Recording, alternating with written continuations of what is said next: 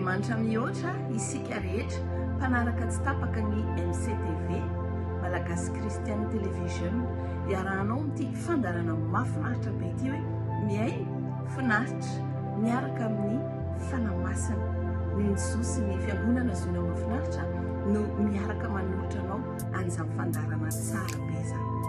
Miaina ekena miaina fa miaina finaritra. Raha izao androntsika izao no jerevantsika hoe aty amin'ny andro farany dia be ny zavatra mampirotoroto atsika ohatra miazakazaka be ny fotoana oliretsy efa farany taona sady tsika nefa ny tsy hitakorona inona zany le natao. Jerevantsika sy ianao no manodidina misy mikorotana vao mifoha maraina isika dia misy vaovao mampalahelo mijery gazety mijery amin'ny Facebook ny zavatra rehetrarehetra. Raha maha olombelona dia mety manontany tena ihany hoe ekena fa miaina finaritra. Ahoana moa le miaina finaritra? Mampianatra antsika sady vao eo amin'ny titra fotsiny hoe rehefa miaraka amin'ny fanahy izay vao afaka miaina finaritra aty amin'ny andro farany. Eny na sarotra aza ny zava-misy, eny na tahaka ny hoe mampieritreritra aza ny zavatra lalovantsika isan'andro dia ty fandarana ity dia milaza amintsika izana hoe azonao atao tsara ny miaina finaritra miaraka amin'ny fanahy.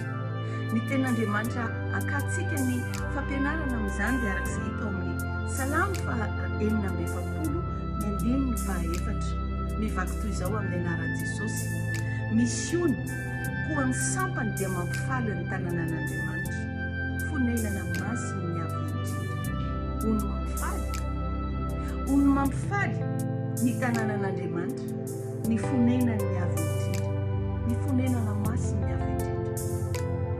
Misy hono mampifaly dia le sujet atsika isaky ny tefandarana ity dia ny fanahy masina izany.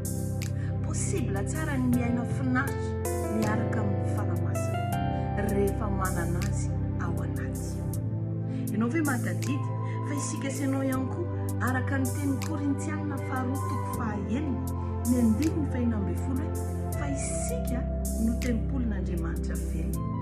Izany hoe ao anatintsika io ny mpifaliana no resan'ny Salamo 4:7. Androany ara te hanentana ny olona rehetrarehetra izay mpanaraka nyty fandarana ity. Masotoa mampiatrany ny fanahy masina ao amin'ny tabirona kelin' Jehovah dia ianao izay mahare androany. Teneny hoe fanahy masina mihoatra noho ny hatramin'izay, mihoatra noho ny tamin'ny andron'ndry Mosesy, mihoatra lavitra noho ny tamin'ny andron'ndry Paoly sy Silasy, mihoatra lavitra noho ny tamin'ny andron'ndry Petera. Dia mila anao zahay. Raha ohatra ka ianao fanahy masina no mikorina atao anatinay dia le hono mampifaly ny tanànan'Andriamanitra dia tsy possible hoe ho kivo ny zava-misy izay. Isan'andro isika sy ianao dia mila courage foana. Isan'andro isika sy ianao dia mila mazoto hatrany. Isan'andro isika dia mila manantena ary mahita fifaliana ny amin'ny zavatra izay miandry antsika amin'ny tontolo andro. Izay ny fomba anampahantsika, izay ny fomba anjakantsika ty amin'ny andro farany.